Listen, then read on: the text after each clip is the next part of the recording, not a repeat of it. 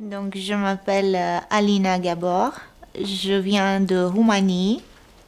J'ai été soignée dans le service de Nicole de Lépine. Au début, c'était à l'hôpital Robert Debré. Après, j'ai suivi, bien sûr, à Vicenne, Garches, voilà, parce que tous les anciens patients, c'est normal, maintenant, on suit les médecins. Donc, j'ai été soignée d'un cancer du fémur droit qui a été découvert à l'époque, en 1988, en Roumanie. J'ai fait une biopsie là-bas, que malheureusement, elle a été mal faite. Et bah, ça a fait un peu de dégâts au niveau de la jambe. C'est-à-dire, je suis arrivée en France avec mon papa, avec une tumeur immense. Et Madame de Lépine, elle me donnait pas beaucoup enfin, d'espoir de vie, voilà. Bah, c'est-à-dire que bah, elle a pris en un mois de temps, puisque la biopsie elle a été mal faite, elle a pris tout le fémur. Et donc en Roumanie, bah, mon papa il a décidé de partir parce que en Roumanie il me donnait 3 mois à vivre et il voulait me couper la jambe, donc il voulait amputer. Et on a entendu parler de ce couple de médecins, puisque c'est pas que Madame de Lépine, c'est Monsieur de Lépine, de bouche à oreille, comme ça, à l'hôpital. J'étais dans un hôpital en oncologie, mais enfin à 300 km de où j'habite, où j'habitais en Roumanie. Moi, j'habite dans l'ouest de la Roumanie, à Timișoara. Voilà, la ville, fameuse ville où tout a commencé en 89. Et donc là-bas, on a entendu de ce couple de médecins et mon papa, il a été fixé tout de suite. Il a dit, voilà, on fait tout pour partir, pour sauver, bah, pour me sauver en fait. Et dès qu'on est arrivé en France, c'était le 9 octobre 1988. Et tout de suite, Madame de Lépine, Monsieur de Lépine m'a vu en premier. Il a dit, la jambe, elle est sauvée, on va lui mettre une prothèse. Par contre, pour la vie, je ne dis rien, je vous laisse aller parler avec ma femme. Donc le lendemain, de Paul Brousse à Villejuif, j'ai été vue à Paul Brousse à Villejuif par Monsieur de Lépine, et le lendemain, je suis partie avec mon papa Robert Debré, et Madame de Lépine, elle m'a vue, très optimiste, bien sûr, oui. Et l'après-midi, j'étais déjà branchée en chimio. Donc j'ai déjà commencé la chimio, le jour même. Et après un mois, voilà, j'ai fait la chimio. Et un mois après, j'ai été opérée à Créteil, à l'hôpital Henri Mondor, par Monsieur de Lépine, qui m'a enlevé la tumeur et placé une prothèse. Après, j'ai continué, bien sûr, le protocole de chimio. Et j'ai fait, je crois, 8 mois de chimio. Après, j'étais bien, je marchais avec des béquilles, bien sûr. Après, bon, dans les étapes de ces 25 années, j'ai lâché les béquilles, j'ai repris les béquilles, parce que c'était la jambe qui était, enfin la prothèse. Et donc, voilà, c'est ça mon histoire. J'ai été soignée par ce couple de médecins et c'est grâce à eux que je suis là aujourd'hui, vraiment. J'ai fait une rechute un an après sur les parties molles, sur le muscle, à cause de cette biopsie mal faite. Donc on est revenu à Paris en début 1991 et là, encore, voilà, Monsieur de Lépine m'a enlevé le muscle, le gros muscle de la cuisse et encore chimio et radiothérapie pendant 6 mois. Et après, on est retourné de nouveau en Roumanie et j'ai continué ma scolarité là-bas. J'étais dans un collège, puisque j'ai appris la langue à l'hôpital. Je ne savais pas parler un mot de français à 10 ans.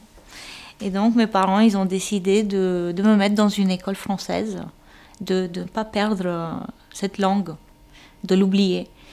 Et après, j'ai continué mes études. J'ai fait une année de faculté en lettres. Et là, actuellement, je suis ici à Créteil, en lettres. Je fais une licence de lettres modernes.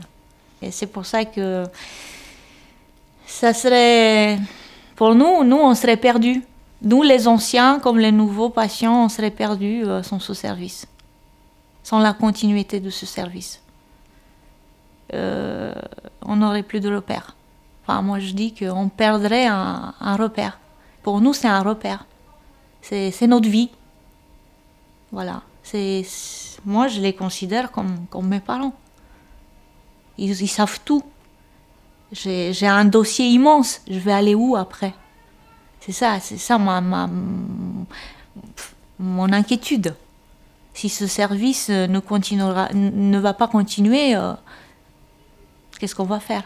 Les anciens comme les actuels, comme les nouveaux, voilà, parce que c'est unique. Tous les protocoles de soins et tout est c'est sur chaque patient, c'est-à-dire chaque corps est différent. Nous sommes tous différents, bien sûr. Donc, Madame de Lépine, c'est ce qu'elle fait, elle adapte la chimio, elle fait de la chimio individualisée. Parce qu'ailleurs, ils donnent un protocole sur 100 patients, voilà, le même. Si ça passe ou ça casse, on va dire. Voilà. Et après, à la fin du protocole, ils disent bon, bah, voilà, il vous reste 2 mois à vivre, ou voilà, on est désolé, on ne peut plus rien faire pour vous. Tandis qu'ici, Madame de Lépine, elle ne dit jamais ça. Elle dit toujours, on essaye tout, on fait tout, on y va jusqu'au bout. Où il est le bout, on ne sait pas, mais on y va, on se bat. Et voilà, et bah, je suis là aujourd'hui. Ouais, après 25 ans. Et j'ai plus de maladie. Là, Madame de Lépine, justement, j'ai parlé avec elle, elle me dit, Alina, toi, ça serait plus une rechute. 25 ans après, c'est non. Si tu développes un cancer comme tout le monde. Comme si que tu n'as jamais eu de cancer. C'est-à-dire une personne qui n'a jamais eu de cancer, qui peut faire un autre cancer, bien sûr. On n'est pas à l'abri. Mais là, ça, c'est fini.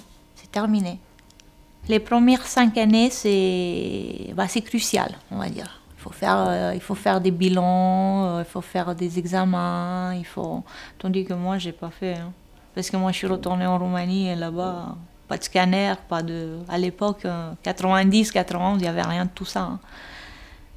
Voilà. Je pouvais pas venir en France parce qu'après, on était interdit de visa.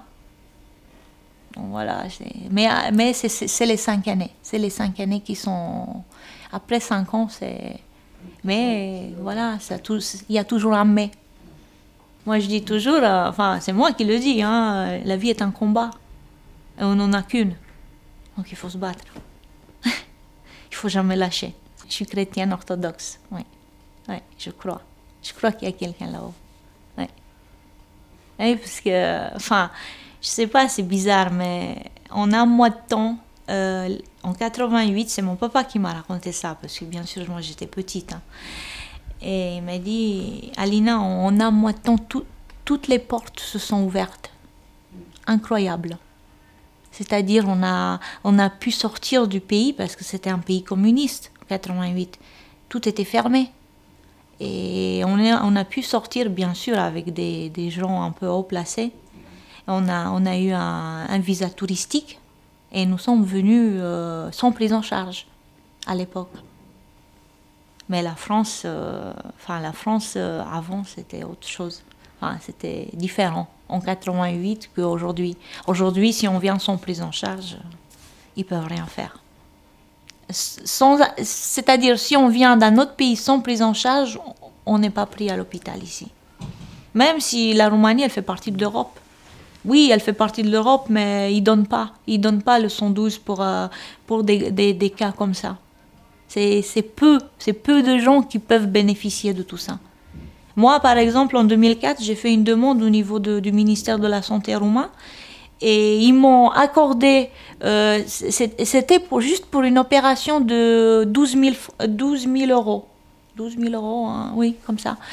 Et donc, mon dossier, moi, je suis venue comme ça. Je suis restée 3 mois en France et après, j'ai fait la demande d'aide médicale d'État ici. Parce qu'après 3 mois, les Roumains, avant c'était pas l'Europe, la Roumanie elle est rentrée en Europe en 2007, donc en 2004 on pouvait rester 3 mois en France, on était en règle, avec un visa. Et donc je disais que, au jour d'aujourd'hui, si on vient sans argent, c'est compliqué. Non, c'est vraiment, c'est très compliqué.